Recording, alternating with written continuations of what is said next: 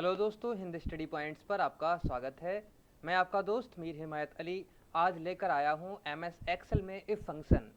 If formula क्या काम करता है, कैसे काम करता है और ये किस किस कंडीशन में लगाया जा सकता है, इन सभी चीज़ों का विस्तार जानने के लिए आप इस वीडियो में बने रहिए। अगर आपको भी इफ़ फंक्शन सीखना है और इफ़ फंक्शन की बारीकियाँ सीखना है तो बने रहिए। इसी वीडियो में आपके लिए ही है ये वीडियो, क्योंकि इस वीडियो में कुछ ऐसा है जो बहुत ज़्यादा सरल तरीके से आपको बताया गया है। मान लीजिए दोस्तों, आपके सामने एक लिस्ट है, या आप एक कॉलेज जाते हैं और कॉलेज में आप एडमिशन लेने के लिए फॉर्म फिल करते हैं।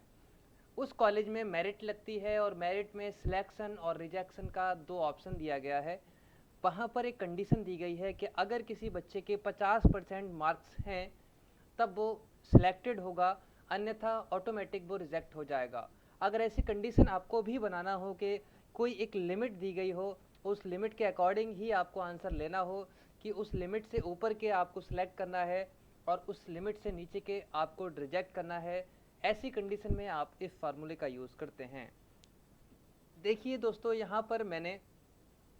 यहाँ पर आपके सामने कुछ नंबर्स हैं। उन नंबर्स के सामने रिजेक्ट सिलेक्ट आपके सामने है। यहाँ पर हमने एक कंडीशन दी है और जहाँ पर हमने ये बताया है कि अगर किसी बच्चे के 50% मार्क्स हैं या कोई वैल्यू है उसकी 50% मार्किंग है, तब वो बच्चा सिलेक्टेड होगा, अन्यथा रिजेक्टेड होगा। ये फार्मूला हमने कैसे लगाया है, चलिए देखिए, आपको सब कुछ समझ में आ जाएगा। यहाँ आप देख रहे हैं, ये है हमारा फार्मूला। इसको लगाएंगे कैसे? यहाँ पर सबसे पहले आपको इफ़ ब्रैकेट स्टार्ट और आपका जहाँ नंबर है वो नंबर का सेल एड्रेस, कॉमा, या फिर आप ये यूज़ कीजिए और इक्वल 50, कॉमा, इन्वर्टेड कॉमा। यहाँ पर आपने ये दिया है कि अगर बच्चा 50% नंबर या उससे ज़्यादा लेकर आता है तब वो सिलेक्ट होगा, कॉमा, यानी अगर वो 50% नंबर से कम लाता है तब आप इन्वर्टेड कॉमा के अंदर रिजेक्टेड भी लिख कर आप इसको ब्रैकेट क्लोज करेंगे और कर देंगे एंटर। तो ये देखिए दोस्तों, रिजेक्टेड लिख के आ गया है। इस कंडीशन को आप थोड़ा ड्रैग कर दीजिए, तो जिन बच्चों के मार्क्स 50% से अधिक थे वो बच्चे सिलेक्ट हो गए हैं, जिन बच्चों के 50% मार्क्स से कम थे वो बच्चे ऑटोमेटिक रिजेक्ट हो गए हैं। इस कंडीशन को और नीचे की तरफ को ड्रैग करते हैं दोस्तों, रैंडम नंबर लेते हैं हम यहाँ से। अब यहाँ पर देखते हैं कि कितने बच्चे सिलेक्ट होंगे, कितने रिजेक्ट होंगे। बस इस फार्मूले को हमें नीचे की तरफ ड्रैग करना होगा। ये देखिए दोस्तों, तो जिन बच्चों के मार्क्स 50% से अधिक थे वो ऑटोमेटिक सिलेक्ट हो गए हैं। जिन बच्चों के नंबर, अब इफ फंक्शन का यूज़ और कहाँ पर हो सकता है? मान लीजिए दोस्तों, आपका रिजल्ट डिक्लेयर हुआ है, वहाँ पर आपके A grade, B grade, C grade, D grade आए हैं। तो ये ग्रेडिंग सिस्टम कैसे काम करता है एक्सेल में इफ फार्मूले की मदद से? चलिए, हमने मान लिया है यहाँ पर बच्चे के 75 मार्क्स आए हैं, 80 मार्क्स आए हैं, 65 आए हैं, 50 आए हैं, 45 आए हैं। तो इन नंबरों पर हम एक फार्मूला लगाएंगे जिससे इन बच्चों का ग्रेड ऑटोमेटिक पता लग जाएगा। फॉर एग्जांपल हम यहाँ पर कुछ नाम भी टाइप कर देते हैं, अमन, सुमन, राजू, शानू, सविता। तो दोस्तों यहाँ पर हमने कुछ नाम दिए हैं। अमन के 75 मार्क्स हैं, सुमन के 80% मार्क्स हैं, तो इन पर क्या ग्रेड मिलने वाला है? यहाँ पर भी आपको equal if bracket start, logical test आपको परसेंटेज देना है, ग्रेटर देन, इक्वल, यहाँ पर आप देने वाले हैं 780, कॉमा, इन्वर्टेड कॉमा, और यहाँ पर आप देंगे A grade, inverted comma close, फिर कॉमा। इतना फार्मूला आपको दोस्तों याद करना है और इसको ही समझना है।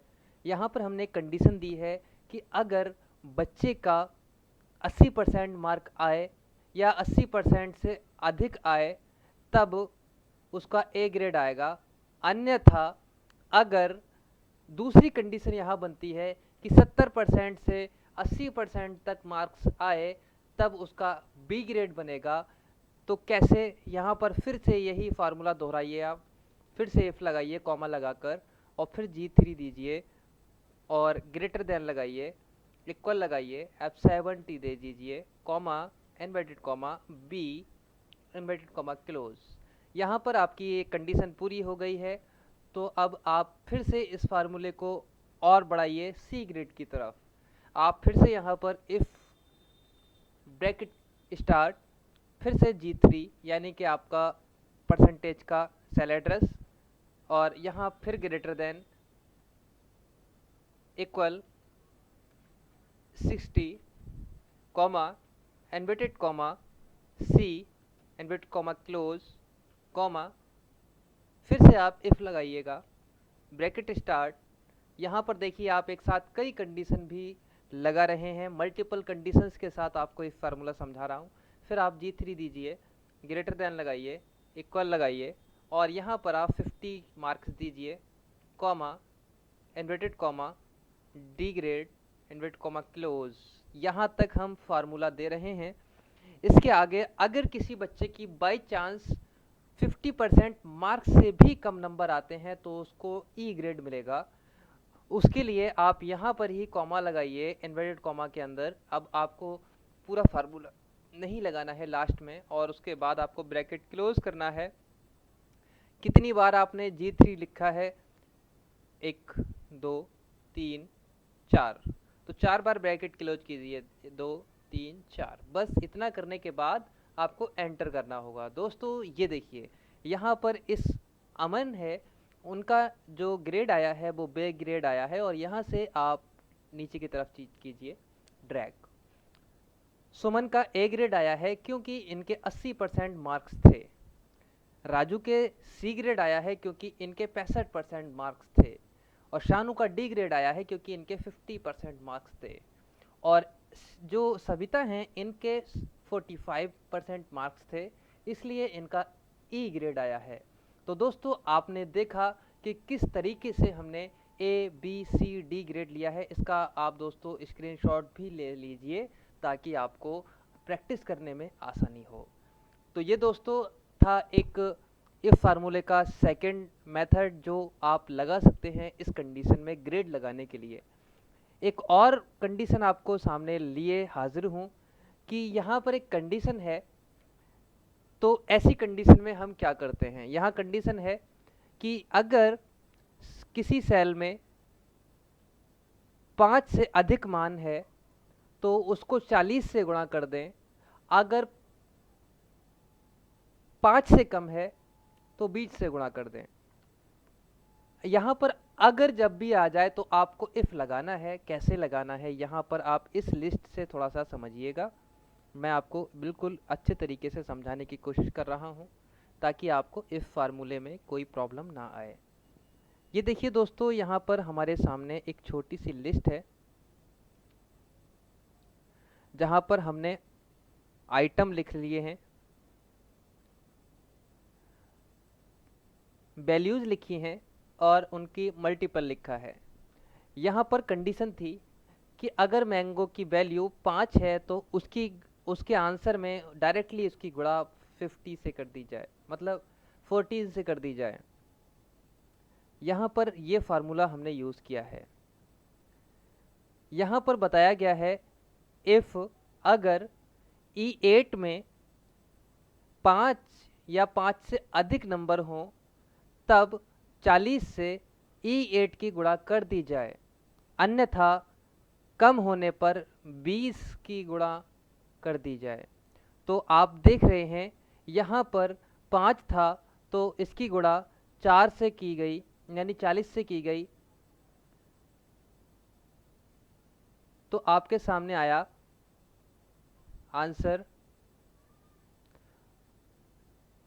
100। और यहाँ पर आप देख रहे हैं 5 से अधिक नंबर है, तब आपके सामने यहाँ पर आंसर आया है 4000, सॉरी 400। ये क्यों आया है, यहाँ पर इस फार्मूले को समझिए। यहाँ पर इस फार्मूले को मैं फिर से लगाने की कोशिश आपको समझाता हूँ कि आपने कैसे ये लगाना है। ब्रैकेट स्टार्ट, अगर E9 में ग्रेटर देन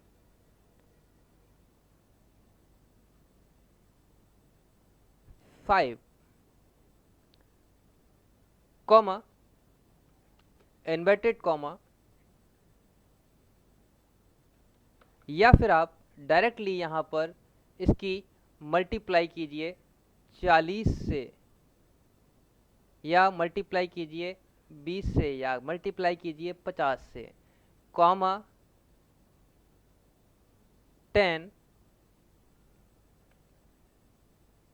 कॉमा, फिर आपको स्टार्ट करना है इन्वर्टेड कॉमा और E9। तो यहाँ दोस्तों आपने देखा कि इतना भी अगर फार्मूला हमने छोड़ दिया है तब भी हमारा आंसर ये दे रहा है। ये क्या दे रहा है ये भी समझ लीजिए आप। यहाँ पर हमने ये लगाया है कि E9 में अगर 5 से ज़्यादा नंबर हैं तो 50 से गुणा कर दी जाए। तो यहाँ पर वाकई बात ठीक है। तो यहाँ पर इसकी गुणा डायरेक्टली 10 से की गई, तब आपके पास 500 आंसर आ गया है। इस फार्मूले का एक और कंडीशन होती है, वो भी आप लगा लेते हैं। यहाँ पर आप पास फेल का फार्मूला भी लगा सकते हैं। फॉर एग्ज़ाम्पल 40 50, हमने कंडीशन दी है कि 50 पे बच्चा पास होगा अन्यथा फेल होगा। तो जो सिलेक्टेड और रिजेक्टेड वाला फार्मूला था वही यहाँ पर अप्लाई कीजिए। एक ट्रू और फॉल्स की भी काम कर सकते हैं। यहाँ इफ ब्रैकेट स्टार्ट, यहाँ पर cell address greater than 50 comma inverted comma true, inverted comma close, फिर कॉमा, फिर इन्वर्टेड कॉमा फॉल्स। इस तरीके से भी फार्मूला लगाया जाता है इफ का।